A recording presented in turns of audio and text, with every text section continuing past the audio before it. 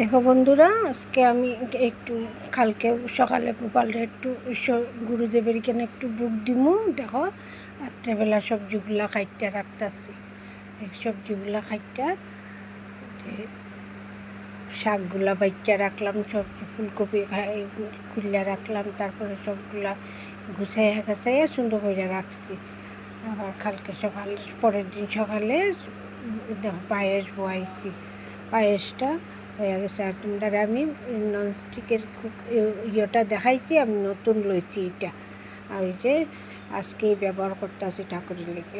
তারপরে এখানে সিম চচ্চড়া আর রান্না করছি, এই পনির তরকারি আর টমেটো চাটনি রান্না করছি তো অনেকগুলোই, কিন্তু তোমরা তো সব দেখাইতে পারছি না। তারপরে ওই যে ঠাকুরে এখানে ভোগ লাগাইছি, দেখো ভোগ লাগাইছি। ভোগ দেখলে দুধ ভোগ কাটে, তারপরে একটা ভোগ লাগাইয়া ধনিয়া দিলাম, দিয়ে তারপরে আরতি করলাম। করার পরে সবাই আইলো।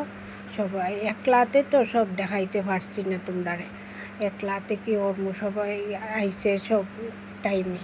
তারপরে দিয়ে দেখো ওই যে ভোগ আরতি করছি, করার পরে তারপরে দিয়ে ওই যে ভোগটা লামাইয়া তারপরে সবাইরে মাখাইয়া প্রথমে ভোগের প্রসাদটা দিয়ে দিছি।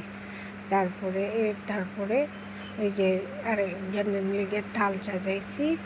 এই যে তারপরে দেখো একলাতে কি করবো, তবে করছি। ঠাকুরের আশীর্বাদ, তোমরা আশীর্বাদ দেয় যে সবাই খাইতে বসে।